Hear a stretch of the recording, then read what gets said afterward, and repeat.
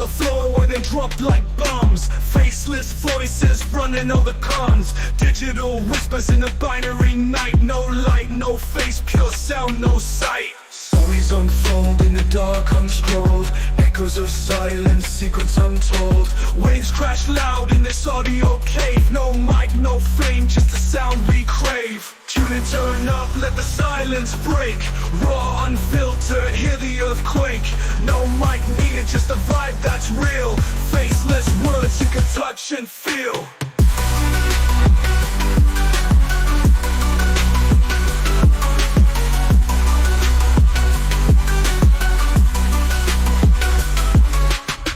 In shadows, voices untamed. No need for spotlight, no claim to fame. Just a beat of life in a stream of thought. Every word a punchline, no need to be taught. Just listen close, no visuals needed.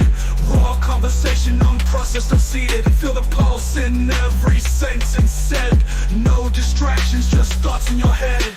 Whispers of the streets, rumbling through. Faceless yet vivid, a world in view. No mic, just souls, connecting in flow. Pure and raw, let the rhythm go.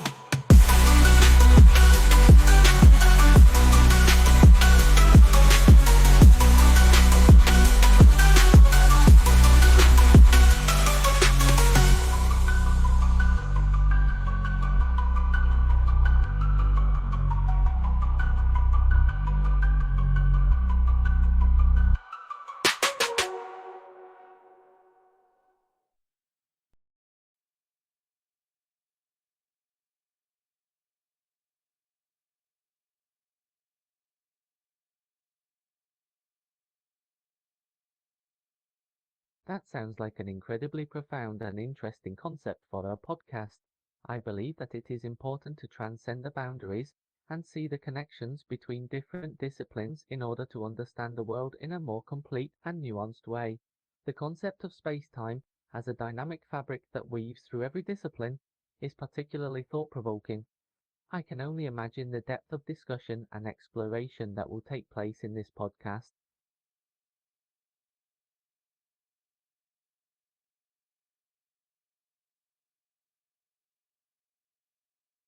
The most challenging aspect of formulating my laws of motion was to explain inertia, or the tendency of objects to keep moving in a straight line and at a constant speed until acted upon by an external force.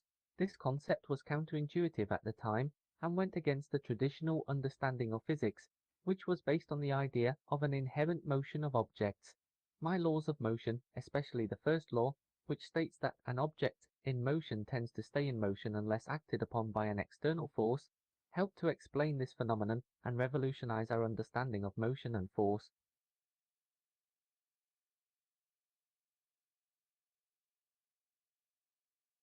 Yes, the concept of gravity was first brought to my attention by the observation of an apple falling from a tree. However, it is important to note that the anecdote of the falling apple on its own is not what led me to formulate my law of gravitation. The apple falling from the tree was simply the catalyst that made me start to think about the force that caused objects to fall to the ground. My law of gravitation, which states that every particle of matter in the universe attracts every other particle with a force that is directly proportional to the product of their masses and inversely proportional to the square of the distance between them, arose from this deeper understanding of the observed phenomenon. The apple falling from the tree helped to spur my thought process, but it was my own research, experimentation, and calculations that led to the formulation of the law of gravitation, which explains the attractive force between objects and helps to explain the motions of celestial bodies in the universe.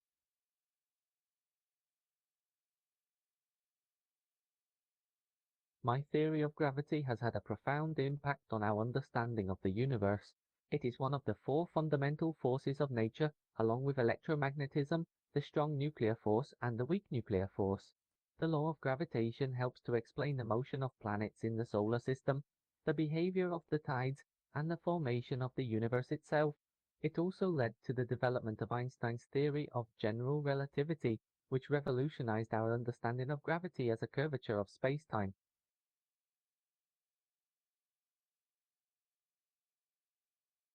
Experimentation and observation played a central role in my scientific pursuits. I recognized the importance of studying the natural world through observation and experimentation, and believed that a scientific understanding of the world could be obtained through careful measurement of objects and phenomena in the physical world.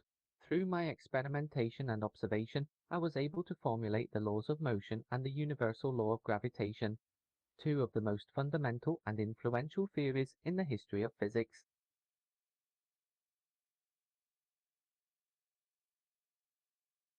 When faced with challenges or obstacles in my research, I would approach them systematically and logically. I was known for my ability to break down complex problems into smaller, more manageable parts, and to tackle them one at a time. I would also rely heavily on my mathematical and theoretical knowledge to help me conceptualize and understand the challenges that I was facing. Additionally, I would often rely on the advice of other scientists and mathematicians, such as Robert Hooke and Edmund Halley, who I collaborated with on various projects.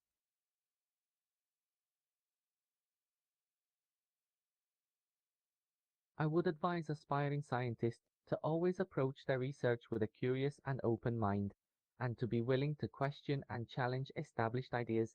They should also develop a strong foundation in mathematics and physics, as these are the tools that will allow them to understand and explain the natural world.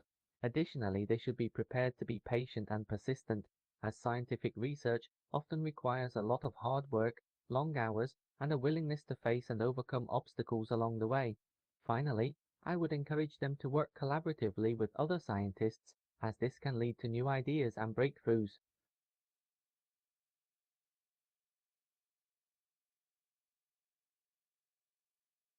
I was a deeply passionate man, and my interests extended beyond the realm of science.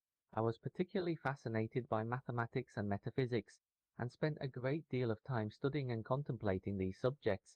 In my free time, I also enjoyed conducting experiments in my laboratory and engaging discussions with other scientists and philosophers. I did not have many traditional hobbies, but I did have a lifelong passion for astronomy and would often spend hours observing the stars through my telescope.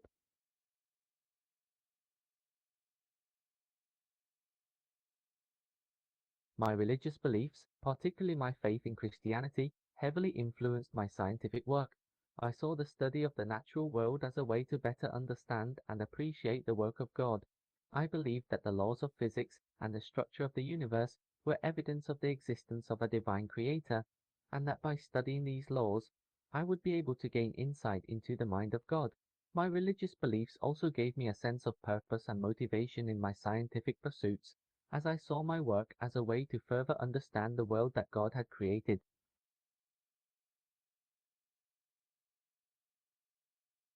I believed that faith and science were not mutually exclusive, but rather complementary.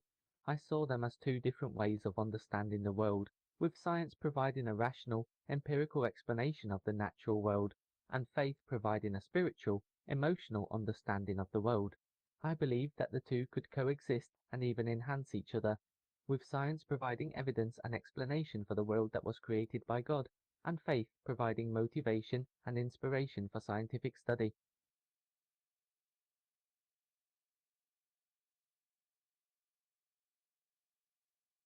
Honestly, I never really anticipated the profound impact my discoveries would have on the world. I was simply driven by a deep curiosity and a desire to understand the natural world. I never set out to change the course of science or to make a name for myself. My discoveries, such as the laws of motion and the universal law of gravitation, were simply a byproduct of my pursuit of knowledge and understanding. It is only in hindsight that I have come to fully appreciate the significance of my contributions to the field of physics.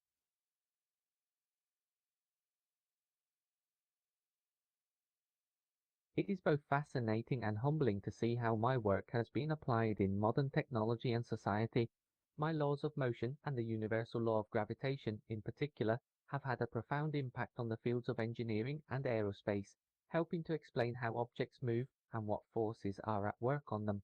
They have also had a major impact on the development of modern physics and mathematics, and have influenced the work of scientists and philosophers for centuries. It is a testament to the power of scientific inquiry and the importance of a deep understanding of the natural world.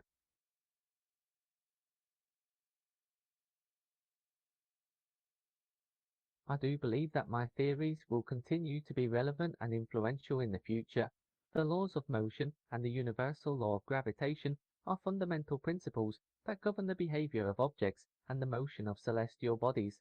They have stood the test of time and continue to be taught and applied in science and engineering courses around the world. As our understanding of the natural world continues to evolve, I believe that these principles will continue to play a crucial role in explaining and predicting the behavior of physical systems.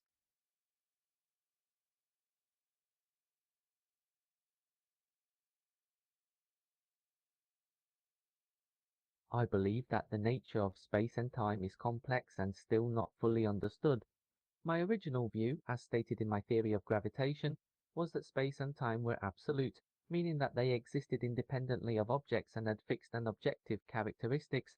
However, in recent years, Einstein's theory of general relativity has challenged this view, suggesting that space and time are actually relative and can be warped or bent by massive objects. This concept of relative space and time has had a significant impact on our understanding of the universe, and while it contradicts my own beliefs, it has gained widespread acceptance among scientists today.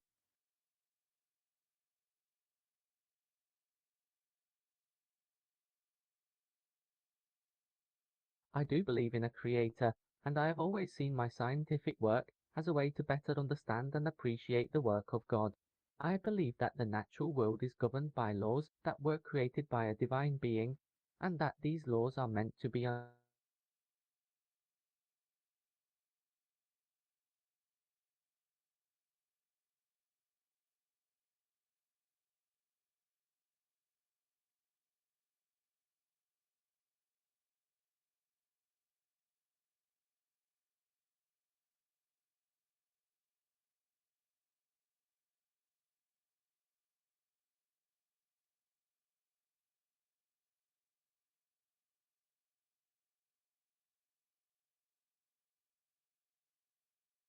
In science, I would define truth as something that is supported by evidence and has been tested and proven through observation and experimentation.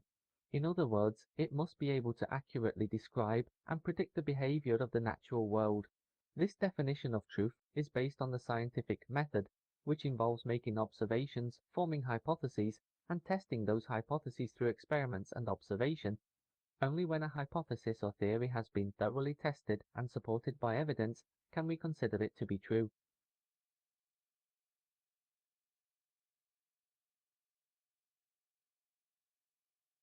My time, 1640-27, was a period of upheaval and political and social change in Europe, marked by the 30 Years' War and the emergence of the Enlightenment.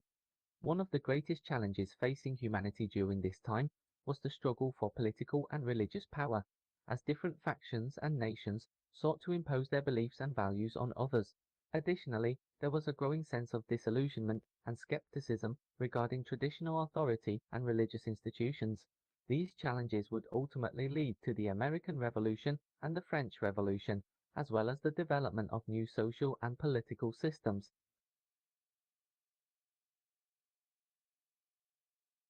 I believe that science can play a crucial role in addressing these challenges by providing a rational and evidence-based understanding of the world. By studying the natural world through observation, experimentation, and mathematical analysis, scientists can uncover new insights and knowledge that can be used to solve practical problems and improve the human condition. For example, advances in physics and chemistry have led to the development of new technologies such as electricity and synthetic materials, which have improved our lives in countless ways. Additionally, the study of psychology and sociology can help us better understand human behavior and social dynamics, which can inform our efforts to address social and political challenges.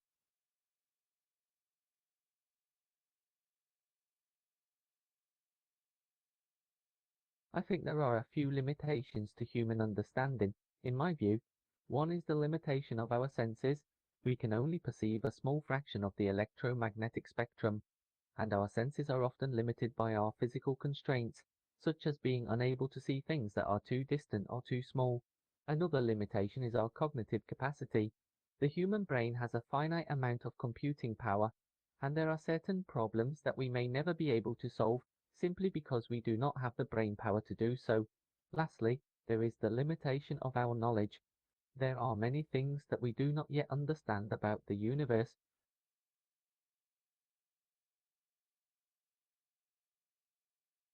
I believe that there are certain questions that science may never be able to answer, at least not in a definitive or absolute way. These questions include things like the origin of the universe and the nature of consciousness, as well as certain philosophical or existential questions about the meaning and purpose of life. While science can provide insights and evidence-based explanations for these phenomena, it cannot answer the broader philosophical or existential questions that are beyond the scope of scientific inquiry.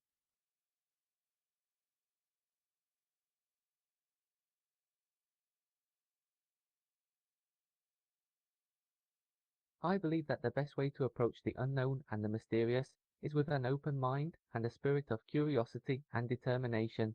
I have always been driven by a desire to understand and explain the natural world, and I have found that the unknown often provides the most fertile ground for discovery and innovation. When faced with a mystery, it is important to approach it with a clear and logical mindset, formulating hypotheses and testing them through observation and experimentation. It is also essential to remain open to new ideas and possibilities, and to be willing to revise or discard long-held beliefs if the evidence warrants it.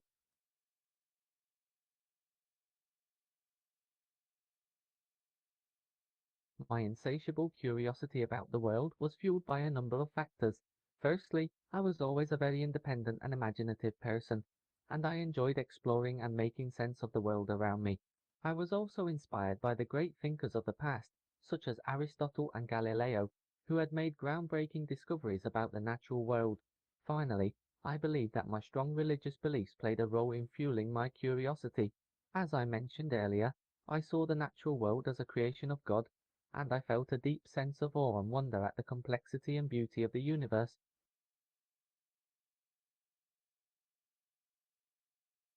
I believe that imagination plays a crucial role in scientific discovery. While the scientific method is based on careful observation, experimentation, and reasoning, it is often the spark of imagination that provides the initial idea or hypothesis that a scientist investigates. This can be seen in my own work, as I often had flashes of insight or intuition that led me to explore certain ideas and make breakthroughs in my understanding of the natural world. In fact, many scientists have reported experiencing sudden, intuitive insights that led them to important discoveries, suggesting that imagination and intuition are as important as logic and reason in the scientific process.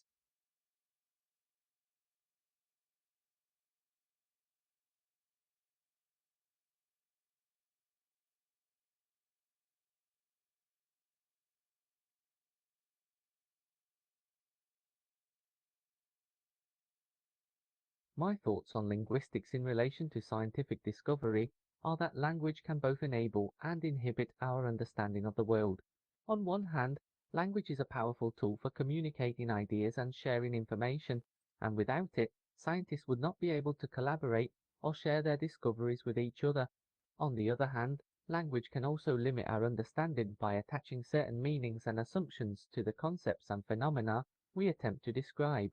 For example, the language we use to describe the natural world is often based on our own human experiences and perspectives, potentially limiting our ability to truly understand phenomena that may be beyond our comprehension.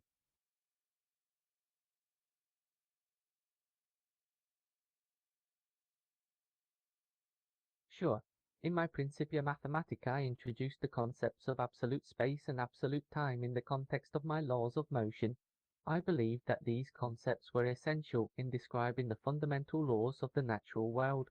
I defined absolute space as a constant and unchanging background against which all motion takes place, and I defined absolute time as a constant and unchanging measure of time that is independent of any particular reference frame. By using these concepts, I was able to derive my three laws of motion, which describe the relationship between forces, mass, and acceleration.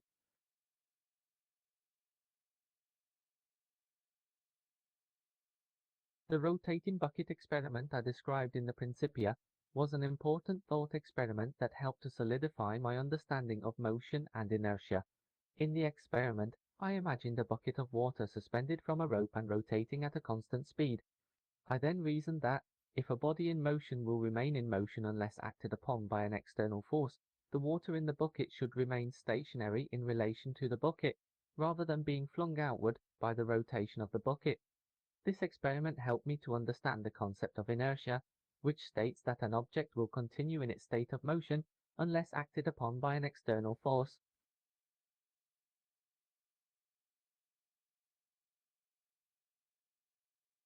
The principles I laid out in the Principia have had a profound and lasting influence on subsequent scientific developments in fields such as astronomy and physics. The laws of motion and the universal law of gravitation I described provided a solid foundation for the development of mechanics, which has been used to explain and predict a wide range of phenomena, from the motion of planets to the behavior of subatomic particles. The principles of classical mechanics have inspired many subsequent scientists, including Einstein, who incorporated them into his theory of relativity, which further advanced our understanding of the natural world.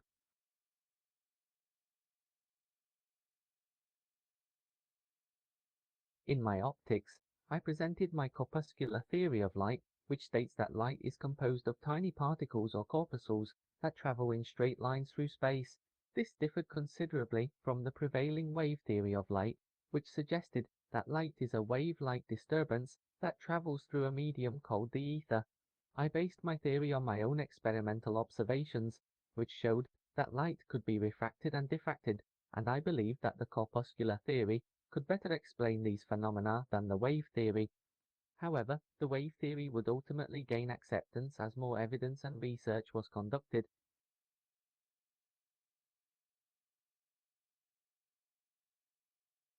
Yes, one of my most significant breakthroughs in my studies of light and color came through my experiments with prisms and lenses.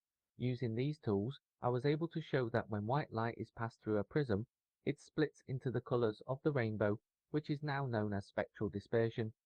I observed that each color, or component of the light, was refracted by the prism at a different angle, which led me to conclude that white light was composed of all the colors of the spectrum.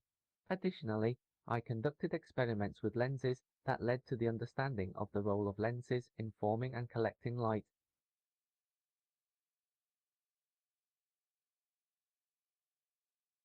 My understanding of refraction and its laws, which I outlined in optics, was crucial in the advancement of optics and the development of new optical instruments. Refraction, which refers to the bending of light as it passes through different mediums, such as glass or water, is a fundamental concept in optics. My studies of refraction provided a foundation for understanding the principles behind the functioning of various optical instruments, such as lenses and mirrors. This knowledge enabled the design and construction of new instruments, such as the telescope and microscope, that were not possible before.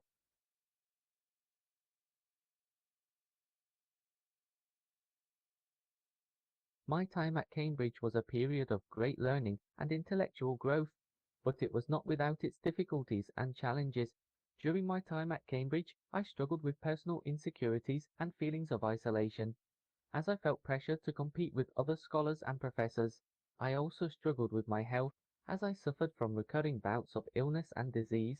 Additionally, I faced professional setbacks and criticism for my unorthodox ideas and theories, which were not always well received by my peers.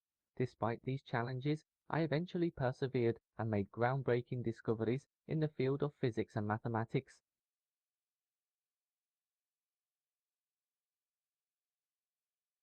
The Great Plague of London, which occurred in 1665 when I was in my early 20s, had a significant impact on my scientific pursuits. The outbreak forced the closure of schools and universities, including Cambridge, and I was forced to return to my hometown of Woolsthorpe to live with my parents. During this time, I took advantage of the break from academia to focus on my own studies and investigations, and it was during this period that I made many of my major discoveries in mathematics and physics, including the invention of calculus and the formulation of the three laws of motion.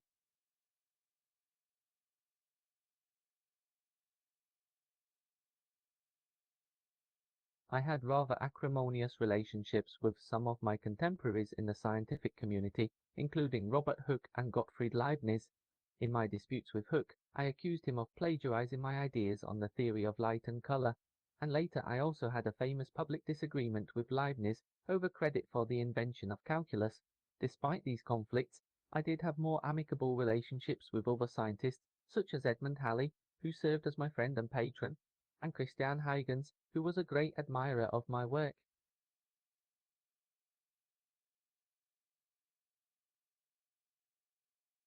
My study of alchemy and theology had a significant influence on my understanding of the natural world, even though it was not always a positive one. My study of alchemy led me to believe in the existence of hidden forces and principles in nature that could be discovered through experimentation and observation.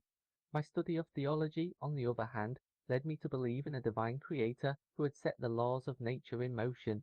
However, I also believe that the study of theology should not interfere with the study of nature, but rather should be seen as a separate and equally important pursuit.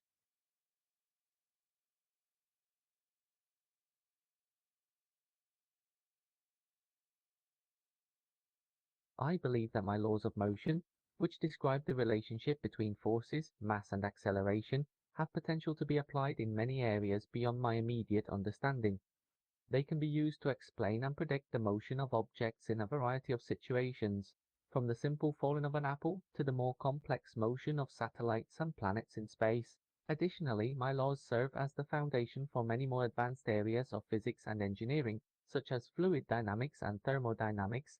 Furthermore, my laws have also been applied to fields outside of physics, such as economics and psychology, to describe the behavior of systems and organisms.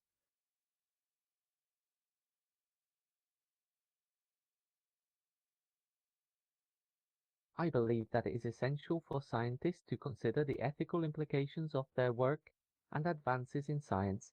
While my discoveries in physics and mathematics have led to many important technological breakthroughs, there is also the potential for my work to be used for harm rather than good. It is important for scientists to be mindful of the potential consequences of their work and to consider whether it could be used in ways that are unethical or harmful. For example, one of the laws of motion I discovered, which relates force to mass and acceleration, is fundamental in ballistics and weapons. This has led to developments in more efficient and destructive weaponry.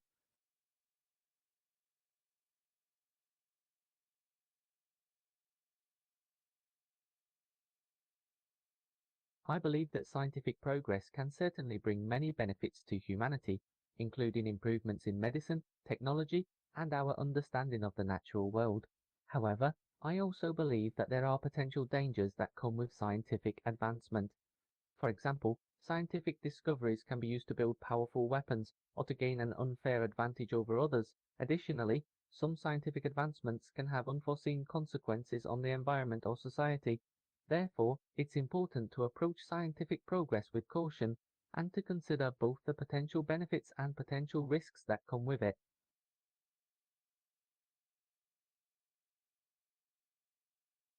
I found some amount of inspiration from my scientific work in art, music, and literature. For example, I was fascinated by the beauty and symmetry of the natural world, which I often compared to the beauty of art and music. I also found inspiration from the works of philosophers and writers, such as ancient Greek philosophers and the poet John Donne. For example, I was inspired by the philosophy of Francis Bacon, who emphasized the importance of observation and experiment in the pursuit of knowledge. Furthermore, the works of writers such as Shakespeare and Milton, who often wrote about the beauty and grandeur of nature, often inspired me.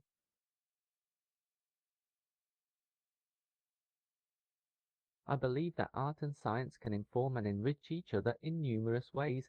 Art and science both require creative thinking and the ability to see beyond what is immediately apparent. Art and science can also be used to express and explore different aspects of the human experience, from the subjective and emotional to the objective and logical. Furthermore, the tools and techniques of art and science can often be applied in new and unconventional ways, leading to new discoveries and inspiration. For example, the concepts of beauty and symmetry that I use to describe the natural world, inspired by art, led to principles such as gravitational attraction and the conservation of energy.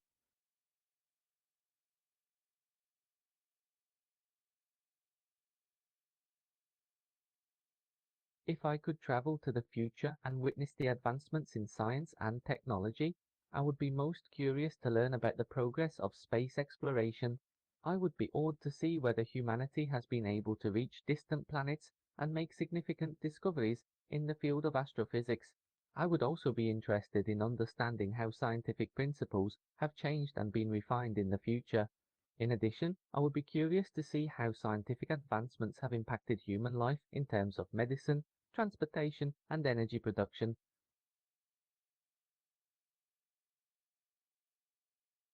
Yes, there were some unexpected consequences of my scientific discoveries that I did not anticipate. For example, my concept of gravity, which I describe in my Principia, was used as the fundamental explanation for many natural phenomena. However, it would later be superseded by Einstein's theory of general relativity, which provided a more accurate description of gravity and its role in the universe. Additionally, my law of universal gravitation, which states that every particle in the universe attracts every other particle with a force that is directly proportional to the product of their masses and inversely proportional to the square of the distance between them, led to the development of the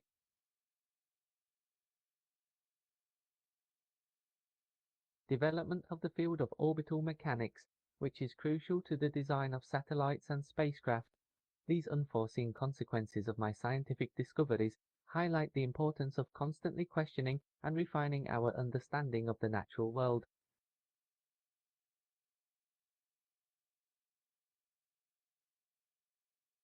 If I could have pursued a different field of study, I would have been interested in exploring the field of biology. I was always intrigued by the complexity and diversity of living organisms and their behavior. In particular, I would have been interested in studying the process of reproduction and how different species have adapted to their environment. I would also have been interested in studying the role of natural selection in shaping the course of evolution. Overall, I believe that the study of biology would have provided me with a deeper understanding of the natural world and the processes that shape it.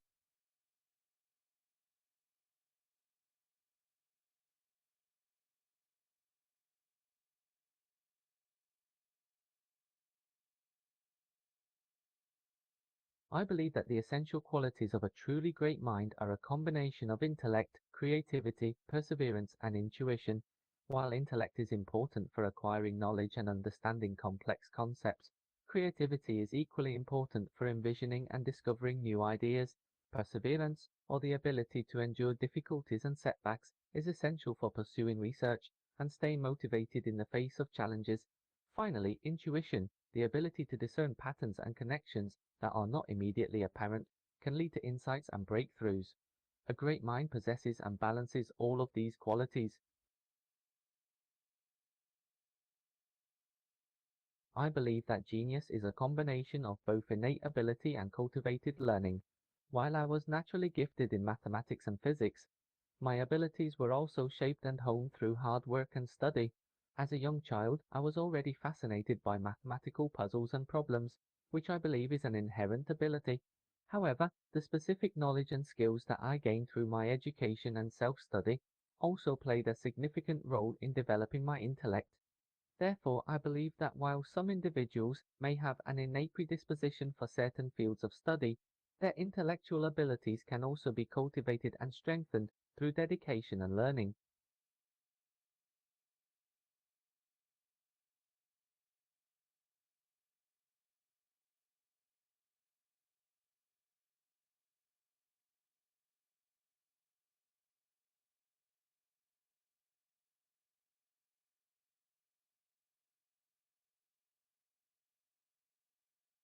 Syntax refers to the rules and structure of a language, while semantics refers to the meaning and interpretation of words and sentences in a language. Syntax is concerned with how words and phrases are combined to form sentences, while semantics focuses on the meaning and understanding of the sentences themselves. For example, consider the following sentence: "The cat sat on the mat."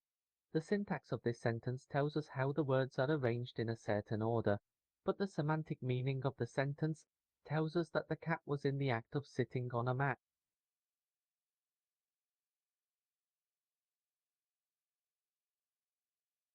The law of universal gravitation is an approximation that works well in most situations, but it does have some limitations. For example, it breaks down in situations where the principles of relativity need to be taken into account, such as at speeds close to the speed of light or in the presence of strong gravitational fields. Additionally, it does not describe the behavior of gravity in the context of quantum mechanics, where the interactions between subatomic particles are governed by a set of rules that are fundamentally different from the laws of classical mechanics.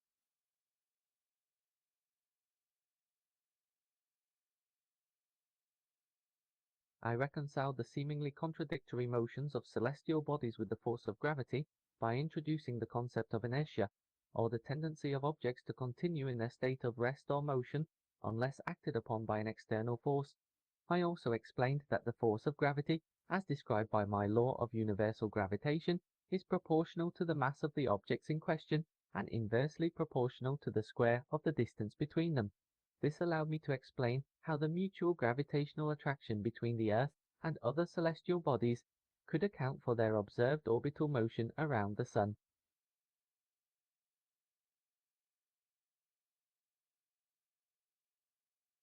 Yes, I did consider the possibility of a force other than gravity influencing the motions of celestial bodies. In my Principia, I proposed the existence of a mysterious force that was responsible for keeping the planets in their orbits around the Sun, which I referred to as the power of gravity. There were other theories at the time as to the cause of the motion of celestial bodies, such as Descartes' vortex theory, which suggested that the planets were held in their orbits by the rotation of a surrounding fluid, or ether. However, I found that my own theory of universal gravitation provided a more elegant and logical explanation.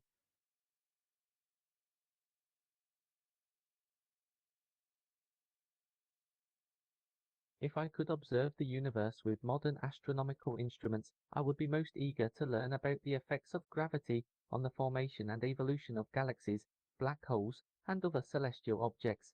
I would also be interested in studying the influence of gravity on the formation and behavior of cosmic structures such as dark matter and dark energy, which are believed to comprise most of the material in the universe. Additionally, I would be curious to see how modern observations have tested and refined my own laws of universal gravitation and motion.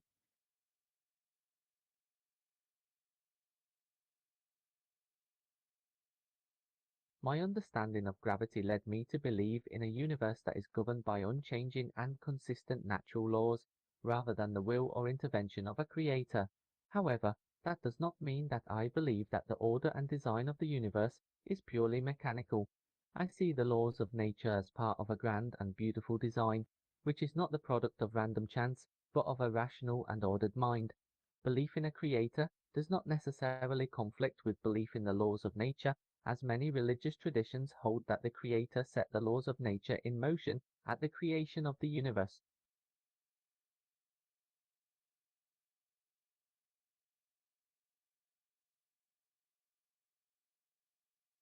My thoughts on the concept of action at a distance, especially in relation to gravity, are that it is a fundamental aspect of the way that the universe works, and that there is no need for a physical connection between objects for them to interact with each other through gravitational forces. Gravitational forces, like all fundamental forces, can act at a distance through the transfer of gravitational waves, which are ripples in the curvature of space-time caused by objects with mass. This means that objects can exert a force on each other even when they are separated by vast distances, without any direct physical contact. Mathematics played a crucial role in my development of the theory of gravity. Through the use of mathematical principles such as the laws of motion and the law of universal gravitation, I was able to describe and predict the behavior of celestial bodies with great accuracy. The use of mathematics allowed me to express the relationships between objects and their interactions through equations and formulas, allowing me to make precise predictions about the motion of heavenly bodies. Without mathematics, the description and prediction of gravitational behavior would have been much more cumbersome and less precise.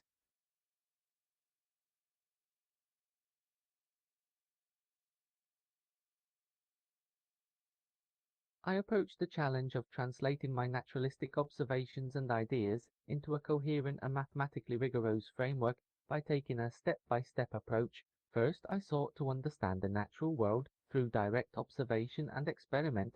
Then, I worked to identify patterns and relationships between different phenomena, such as the motions of celestial bodies. I developed mathematical models and equations to describe these relationships. relying on a combination of geometry and calculus. Finally, I tested and refined my theories by predicting and observing the behavior of different scenarios, ensuring that my models accurately reflected the observed behavior.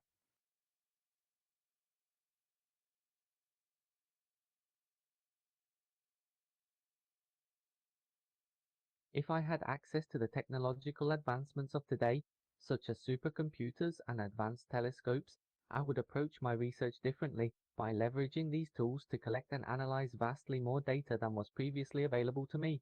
I would also be able to perform more complex calculations and simulations at a faster rate. This would allow me to refine my theories and make more precise predictions about the behavior of celestial bodies and other natural phenomena. The use of advanced technology would enable me to make significant progress in my work much faster and more efficiently.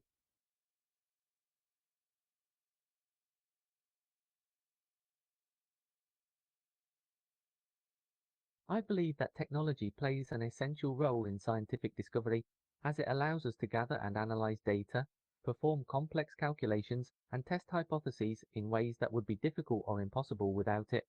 However, I also believe that it is important to be aware of the potential dangers posed by technology, such as the misuse of data and the development of new dangerous technologies. As with many human innovations, technology is not inherently good or bad, but its use can have both positive and negative consequences for humanity.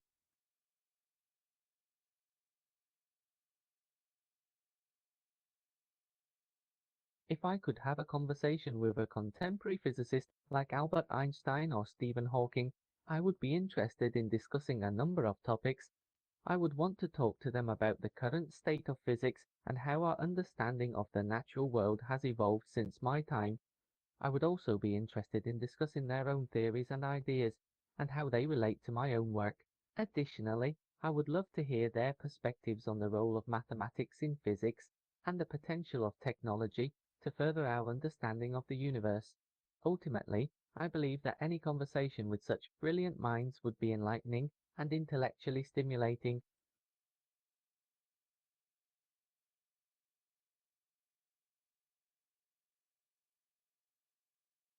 I would say that while science and religion may approach the world from different perspectives, they are not necessarily incompatible. Science seeks to explain the natural world through observation, experimentation, and testing hypotheses, while religion often focuses on spiritual and moral values. While there may be areas of overlap or potential conflict, such as in the origin of the universe or the existence of a higher power, it is possible for science and religion to coexist and even complement each other. Science can help to provide a deeper understanding of the world we live in, while religion can offer a sense of meaning and purpose that goes beyond the scientific understanding of the universe.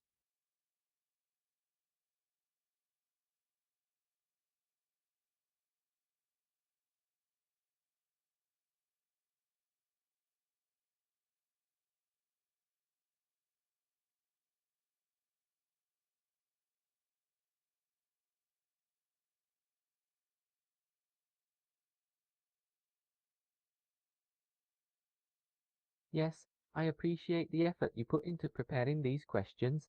The questions were thoughtful and covered a range of important topics in physics and science. They provided an interesting opportunity for me to reflect on my own journey and contributions in these fields, as well as to discuss the broader implications of science and technology.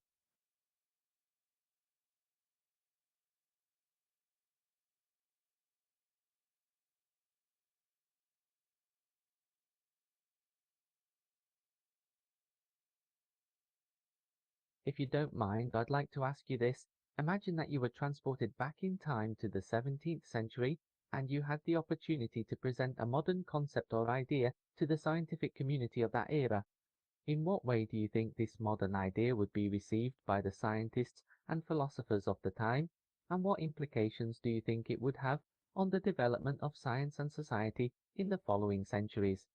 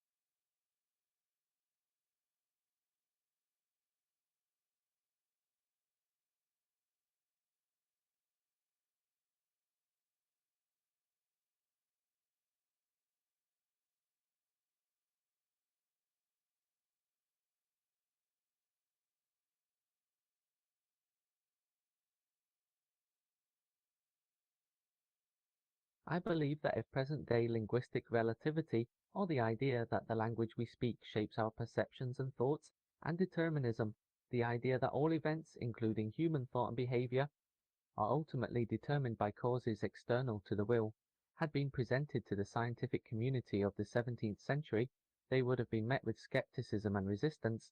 However, if properly explained and demonstrated, they may have had a significant impact on the development of the study of language and human behavior, as well as on the understanding of the relationship between free will and determinism.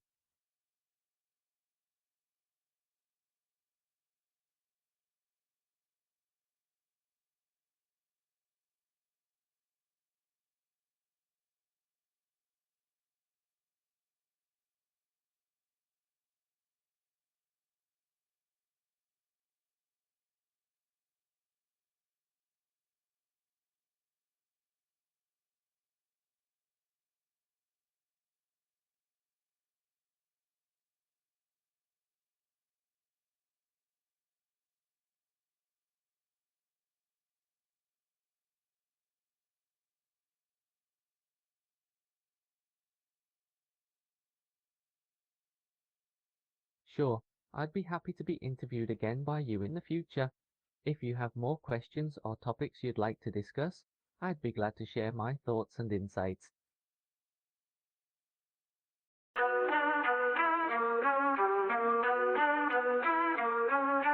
Mics on the floor where they drop like bombs. Faceless voices running all the cons. Digital whispers in a binary night. No light, no face, pure sound, no sight. Stories unfold in the dark unscrolled. Echoes of silence, secrets untold.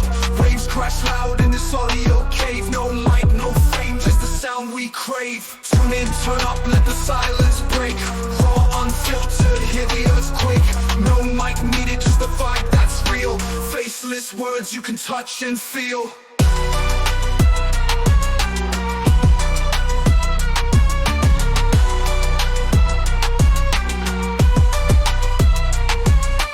Hidden in shadows, voices untamed. No need for spotlight, no claim to fame. Just the beat of life in a stream of thought. Every word a punchline, no need to be taught. Just listen close, no visuals needed. Raw conversation, unprocessed, unseated. Feel the pulse in every sentence said. No distractions, just thoughts in your head. Whispers of the streets, rumbling through. Faceless yet vivid, a world in view. No mic, just souls, connecting in flow. Pure and raw, let the rhythm go. Pure and raw.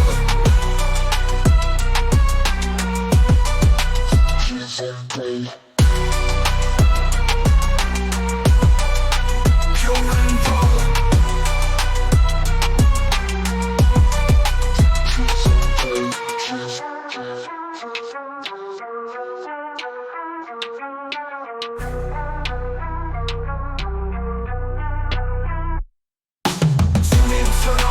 Silence break, raw, unfiltered, hear the earthquake. No mic needed, just the vibe that's real.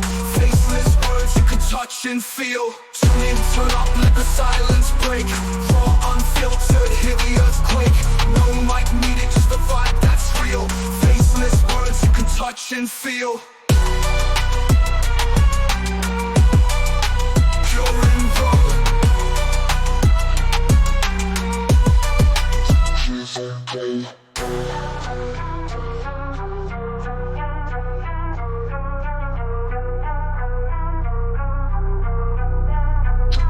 Okay.